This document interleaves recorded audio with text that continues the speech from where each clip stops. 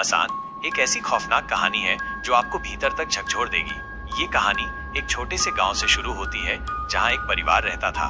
गांव के पास एक शमशान घाट था जिसके बारे में कहा जाता था कि वहां बुरी आत्माएं भटकती हैं। एक रात परिवार का सबसे छोटा बच्चा बीमार पड़ गया।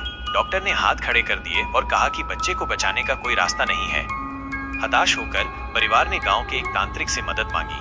तांत्रिक ने कहा कि बच्चे को बचाने के लिए उन्हें शमशान घाट से कुछ राख लानी होगी। डरते डरते परिवार का मुखिया रात के अंधेरे में शमशान घाट गया। वहां उसने कुछ अजीबोगरीब आवाजें सुनी और महसूस किया कि कोई उसका पीछा कर रहा है। जैसे ही उसने राख उठाई, उसे लगा जैसे किसी ने उसका हाथ पकड़ लिया हो।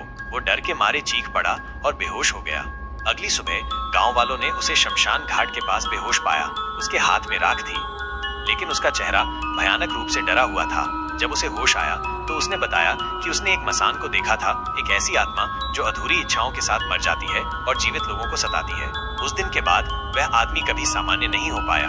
उसे हर रात मसान के सपने आते थे और वो हमेशा डरा हुआ रहता था। ये कहानी आज भी उस गांव में सुनाई जाती है और लोग कहते हैं कि मसान आज भी उस शमशान घाट में भटकता है, अपनी अधूरी इच्छाओं को पूरा करने के लिए किसी नए शिकार की तलाश में। मसान एक ऐसी खौफनाक कहानी है जो आपको भीतर तक झकझोर देगी।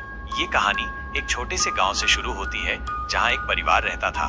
गांव के पास एक शमशान घाट था जिसके बारे में कहा जाता था कि वहां बुरी आत्माएं भटकती हैं। एक रात परिवार का सबसे छोटा बच्चा बीमार पड़ गया।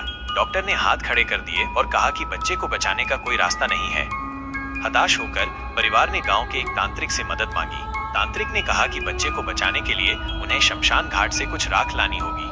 डरते डरते परिवार का मुखिया रात के अंधेरे में शमशान घाट गया। वहां उसने कुछ अजीबोगरीब आवाजें सुनी और महसूस किया कि कोई उसका पीछा कर रहा है। जैसे ही उसने राख उठाई, उसे लगा जैसे किसी ने उसका हाथ पकड़ लिया हो। वो डर के मारे चीख पड़ा और बेहोश हो गया। अगली सुबह गांव वालों ने उसे शमशान घाट के पास बेहोश पाया। उसके हाथ में राख थी, लेकिन उसका चेहरा भयानक रूप से डरा हुआ था। जब उसे होश आया तो उसने बताया कि उसने एक मसान को देखा था, एक ऐसी आत्मा जो अधूरी इच्छाओं के साथ मर जाती है और जीवित लोगों को सताती है। उस दिन के बाद वह आदमी कभी सामान्य नहीं हो पाया। उसे हर रात मसान के सपने आते थे और वो हमेशा डरा हुआ रहता था। ये कहानी आज भी उस गांव में सुनाई जाती है और लोग कहते हैं कि मसान आज भी उस शमशान घाट में भटकता है, अपनी अधूरी इच्छाओं को पूरा करने के लिए किसी नए शिकार की तलाश में।